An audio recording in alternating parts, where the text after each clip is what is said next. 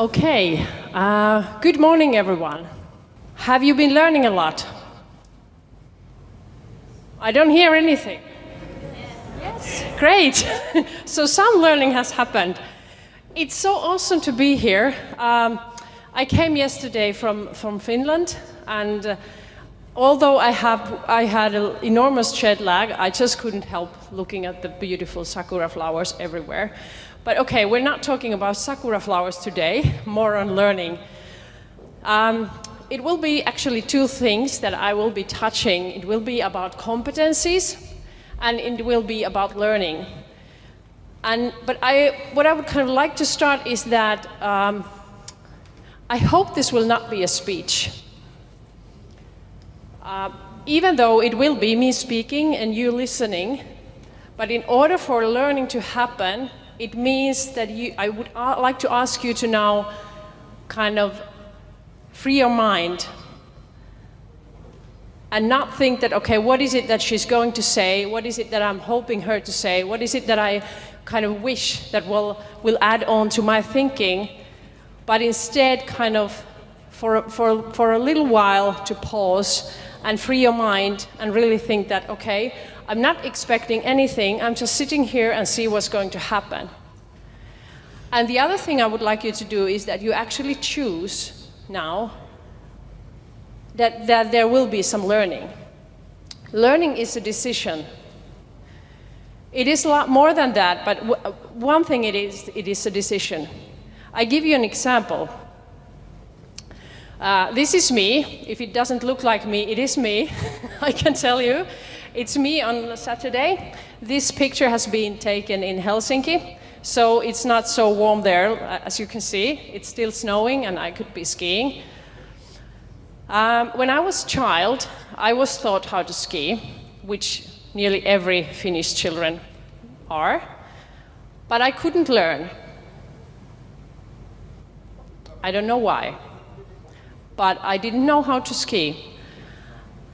And then I just hated it. But then, as an adult, my husband just said that, okay, I will buy you now a pair of skis, and you will learn how to ski. And I thought that it's not that easy, you know, I hate it. But then it was. And now I ski, and I like it. So I'm thinking, why did I learn? Was it because I decided? Was it because my husband actually didn't have any doubt I could learn? Or what was the reason? I'm arguing that one reason was that I didn't doubt myself because there was someone else who didn't doubt me. And then the other thing was that I actually choose to learn. Okay, but we come back to that a bit later. I come from Finnair. I'm heading the people development, leadership and talent development there. And why it is important to say that I'm from Finnair, of course it is good to have you a context where I'm speaking from, but the other thing why it's important in terms of learning is that Finnair as a company is a learning company. We are growing rapidly, which means we are learning rapidly. Learning is growing. I said before, learning is a choice. Learning is also growing. For those of you who don't know, we have a long history. And nowadays we are carrying about 11 million passengers, and we have approximately 5,500 employees. Is there anyone here who have actually flown with Finnair? Great. And the next time I come here, all the hands are up. Right. We're flying in Japan for 3 different destinations, Tokyo, Osaka, Nagoya.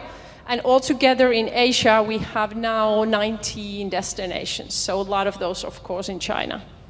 Growing in terms of company, I would say it means that you need to have a growth culture. As an individual, you need to have the growth mindset, but if you're a company in a growth track, you need to have a certain culture, which means transformation, which means that you have to have new thinking. One crucial point in my history in learning has been this quote from Esa Saarinen, who is a Finnish philosopher. he has said that more important than new knowledge is the movement of thinking. More important than new knowledge is the movement of thinking. I came to realize this when, about 6 years ago, when I decided that, okay, now I want to learn HR. I studied a bunch of stuff. I thought I kind of knew a lot. But then when I had a discussion with a certain manager and he was saying me that, you know, what you're telling me doesn't help me at all, I'm thinking that, okay, maybe I need to study more. How many years I need to study before it brings value? And it kind of struck me that it's not about the knowledge which I'm giving to him. It's about the thinking that we can do together that creates the learning and that creates the results. Okay, I do understand what we need to have some basic knowledge, and I'm not denying that we shouldn't read or write or we shouldn't learn how to do maths or languages, whatever. But if we think about learning in a bigger context, it's not about creating or reading more and you know, grasping even more individual knowledge pieces. It's about how you think. And that is why you don't actually learn in this kind of just listening anything if you don't move your thinking. It's not about what I say, it's about what you think. And that's why this quote has been so powerful for me. And then when we think about learning, and when I was talking about the thinking part, it's also something that actually you can feel in you. If you remember when you learned, for example, how to ride a bike when you were, I don't know, 4, 5, 6 years old, you know the feeling that you have in your stomach. Wow, I can do this. I had the same feeling when I took the metro here, alone. That, wow, I can actually do this. I can take the metro. I understand how to use this. I don't need advice. It's a bit hard in the first time. Well, the Japanese metro is actually really easy. But you know what I mean. It's like the first time you do something, and you can do it yourself, and you have had the courage to try, you have a physical feeling. So learning is also a choice, like I said before, and it's actually a physical feeling, because it's something that changes your behavior. So how do you then know that you have actually learned something? How do you know that you can do something? How do you evaluate a skill? When you have a degree from a, I don't know, whatever school, does it mean that you actually can do something, that you know something, that you are skilled to do something? This is what I heard from a lot of students saying, that when they graduate, that what is it that the employers are actually waiting for me? What is it that I'm supposed to do? What are the skills that are needed? And this is a good question. How do you actually evaluate that? So I took here this picture of a man riding a bike. You would assume that, okay, we have this guy, let's call him Mike. And we all assume that now Mike is a person who can ride a bike. Maybe he has graduated from a school that gives you the I don't know, riding certificate. But then when we start to add on components, it becomes a bit more blurry. How do we know if he knows the traffic rules? Maybe he has been riding only in the yard. Do we know he has ever ride a bike in the dark? What about different kind of roads? Has he been trying maybe forest? It's very different to ride a bike in a forest. What about when there's a lot of people? It's very different to ride a bike in my hometown than in the center of Tokyo, I can tell you. What about the equipment? Who has bought the bike to him? Does he know what kind of bike he needs? Does he know that you have to wear a helmet in Finland? Well, it's not mandatory, but everyone wears it. What about if you would send him in a competition? Is he a good riding a bike? So now it becomes a bit harder. How do we know what is this bicycle riding competence of Mike? Well, we don't know. If we just look at this one picture. So how do you actually define what you can do, and do you have a certain competence? And there's 2 points in this. One is that it is always in relation to a context. It's in a relation to something. You don't know what you can do if you don't have a context. For example, you saw the picture of me skiing. Well, actually you saw a picture of me standing, and now you believe that I was skiing, which I was. But it doesn't make me Ivo Niskanen, who just won the Olympics. So you know what I mean? It's in relation to something. And you can't know the relation before you actually start to describe the behavior. Learning or the competence is something that is visible in behavior. I take another example. I was interviewed a person who said that she has good English skills. In the paper, it said that she has good English skills. And then I interviewed her in English, and she couldn't reply. And then I was thinking that, well, where did that competence go now? Where is it? I don't see it. You don't talk about it, you don't write it, so where is it? It's only a line in the paper. How do I know what is your competence in this? Well, she said that she's afraid in this situation. And I was thinking that, okay, so you use your English only when you're not afraid, right?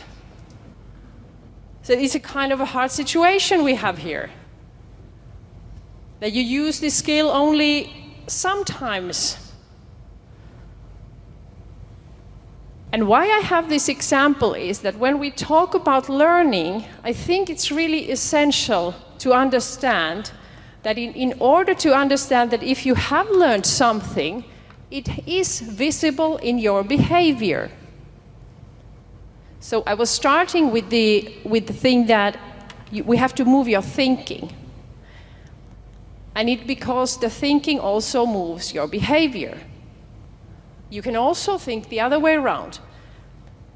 If you want to start thinking differently, you should start to do something differently, because it goes the other way around as well. But if you don't think or behave differently, nothing happens. Sorry to say. If you just sit here without doing anything, without thinking anything, it doesn't change your learning. Okay, so what about then in organizational setting? If we go to, for example, in Finnair, and I would say in many other companies as well, how do you then actually learn at work?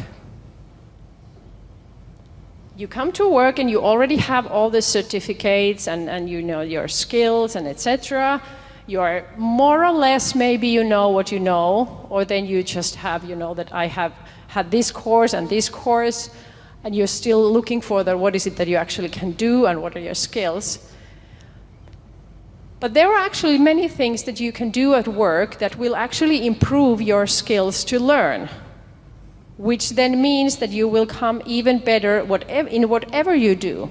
And you can start to decide that, okay, these are the things that I will learn next. So what are those things that you can do?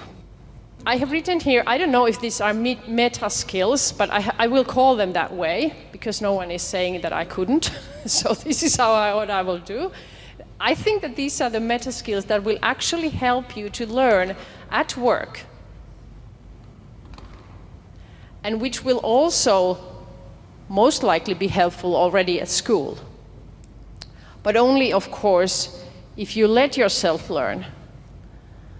Like I said, it's a decision, but it's also a very hard decision, like it was said in the speech before that we saw from the video. Okay, The first one is willingness to make things happen. This means that you have the willingness to fail when trying. If there isn't anything in the world that you want to make happen, then you're free to go. No failing ahead, no trying ahead, and then you just don't do anything. So if you have the willingness to make things happen, it means that you will necessarily learn while trying. There is a saying that I either fail, or I either learn, or I either succeed. In both occasions, I will learn. Both are positive outcomes. I either learn or I succeed, or both. Another thing, ability for dialogue. It has been proven that one of the most efficient ways of learning is through other people. This is one of the reasons why I came here. I was thinking that this is a great opportunity for me to understand more different people and to understand my own behavior a bit more. Ability for dialogue does not mean that I tell and you do. That is called the old kind of leadership. Dialogue is something where we are together and we are trying to understand each other. Third one, curiosity. That's another super relevant object in learning. If you're curious to understand what is happening around you, what is happening in the world, you will learn most definitely. Curiosity for the big picture is also pretty hard because the big picture is really blurry. But if you have that, you will most likely learn. Ability to make decisions and choices even if you don't have all the facts of the world. Ability to actually start to do something. And you know all that this is really hard when you think about all the knowledge in the world that we have for example, healthy diet or exercise or how should we behave and in order not to pollute the whole earth. And still we do choices which are insane. And we read all these articles again and again, and still we do the choices that are not making sense because it is so hard to change the behavior. And that's why I'm referring that it's more easier to say than actually do. And you all most likely know this, that the new knowledge doesn't necessarily add on to your behavior in any way. And this was actually already in the video. I didn't know that, but it's good that it's here as well. Your ability to learn, unlearn, and relearn is definitely the one thing that all the employers are looking for in the world. Because the substance context is changing all the time. The things that you know now are new tomorrow. There will be new stuff that you need to learn all the time. Actually, the unlearning is even harder. We can see this on organizational settings every day. I can see it in my own behavior all the time. I'm 41 now, and I think that it's so much easier to learn new stuff than actually to unlearn the old stuff. Because the thinking is so into my head that it's so hard to let go. But in order to do all this, the most important thing is, of course, the self-reflection.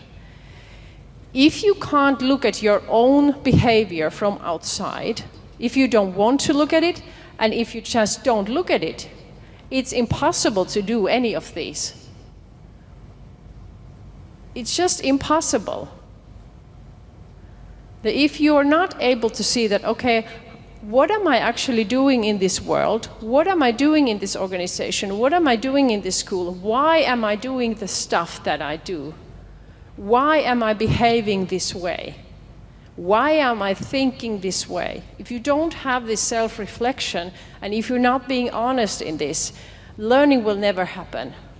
I think this is the most important thing. If you don't remember anything from this, what I have been talking here, this is the most important one. If you're willing to look at the mirror and see what is in there really, then you're much further in learning. I will end with this one. Alvin Toffler has said this already many years ago, that if we think about the world as it is, and it will be, the concept of unlearning and relearning and learning is the most important skill that you will ever learn, you will ever need. I have been argued that, okay, do I mean that people don't need to read and write? Of course I don't mean that. But it's not enough. It's just not enough in this world. And the skill of learning becomes so crucial that I think that we haven't even seen the tip of the iceberg yet. When it comes to machine learning, when it comes to AI, when it comes to digitalization, we haven't seen the tip of the iceberg yet.